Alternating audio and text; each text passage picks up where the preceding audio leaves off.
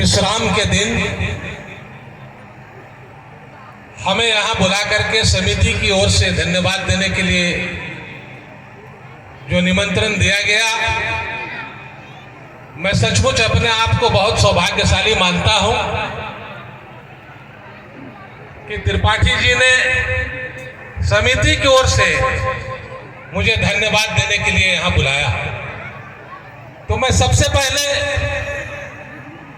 धन्यवाद दूंगा अपने इस कार्यक्रम को बहुत ही सुचारू ढंग से चलाने के लिए आयोजन समिति के जो अध्यक्ष हैं, जो संरक्षक हैं, उप संरक्षक हैं, सभी लोगों को, जितने भी समिति के पदाधिकारी हैं, क्योंकि उनके बगैर यह आयोजन संभव नहीं था। समिति की ओर से और स्वयं अपनी ओर से मैं सबसे पहले इस समिति के तमाम पदाधिकारियों को बहुत बहुत धन्यवाद देता हूं। और धन्यवाद देता हूं इस बात को कहते हुए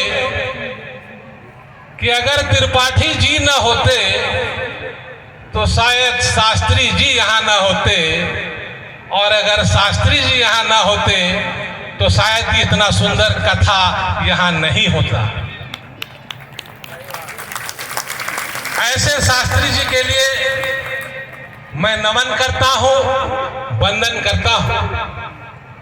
अभी त्रिपाठी जी कह रहे थे बहुत भाव विहल होकर के कि कैसे यह आयोजन हो जाता है, समझ में नहीं आता है। तो मैं इनके लिए कहता हूँ कि जा पर कृपा राम की होई, ता पर कृपा करे सब कोई, और यही कृपा इन पर है और यह आयोजन इस ढंग से यहाँ चल पा रहा है।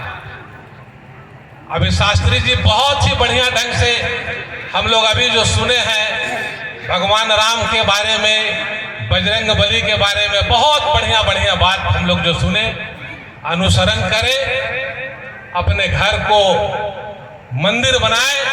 मैं तो 2 दिन पहले भी आया था, लेकिन मैं भी 365 दिन का पुजारी हूं भगवान शिव का। हर दिन सुबह 4 बजे से 6 बजे तक भगवान शिव के साथ हमारा बैठना होता है, पूजा करना होता है। तो एक बात मैं जरूर कहूंगा, इसको आप सभी लोग दिमाग में डालेंगे, भगवान के नाम में कितनी शक्ति है। तो मैं कहता हूं कि जंगल में रहो या रहो बस्ती में, लहरों में रहो या रहो कश्ती में, अपार्टमेंट में रहो या रहो गृहस्थी में, लेकिन रहो राम नाम की मस्ती में। क्योंकि जो लोग रहते हैं राम नाम की मस्ती में, 4 चांद लग जाते हैं उनकी हस्ती में।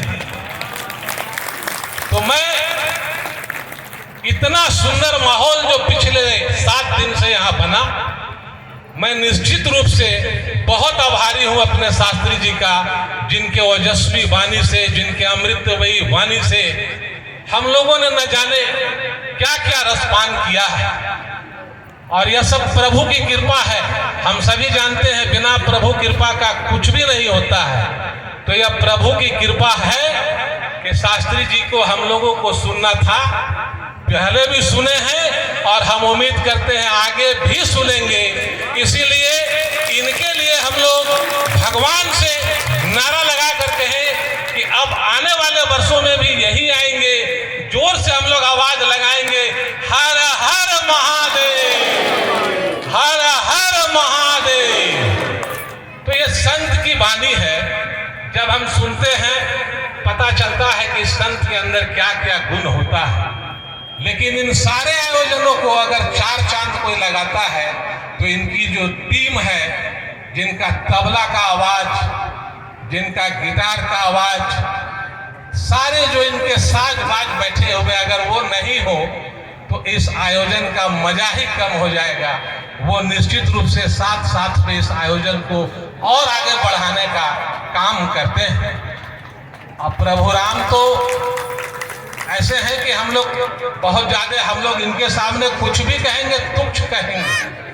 लेकिन एक बात जो मेरे मन में आ रहा है, संत संत कह रहे हैं बार बार, तो हम लोग इनसे आप सुने होंगे कि रामायण में बजरंगबली लंका गए सीता मैया को खोजने के लिए। अब वहां जब उतरे तो उनको समझ में नहीं आया यहाँ हम सीता मैया को खोजेगा, तो कहीं से आवाज राम राम राम राम आ रहा था। और जब वहां गए तो देखे कि हम लोग सभी जानते हैं वो विभीषण थे। उनको बहुत आश्चर्य हुआ, तो उनके मन से एक आवाज आई कि लंका निश्चर निकर निवासा, यहाँ कहाँ संत जनवासा।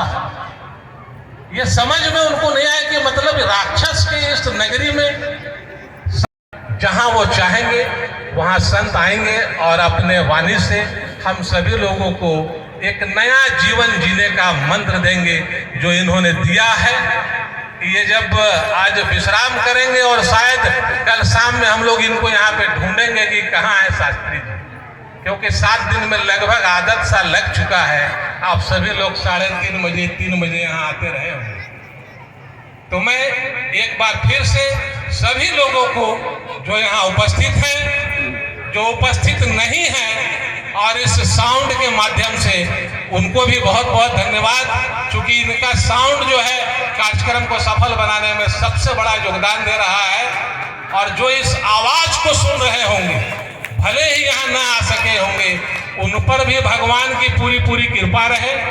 और आप सभी लोग जो यहाँ उपस्थित हैं, आप सबों पर तो भगवान की पूरी पूरी कृपा रहे। मैं इन्हीं बातों के साथ अपनी वाणी को विराम देता हूँ और गुरु जी के श्री चरणों में बहुत बहुत प्रणाम करता हूँ, नमन करता हूँ।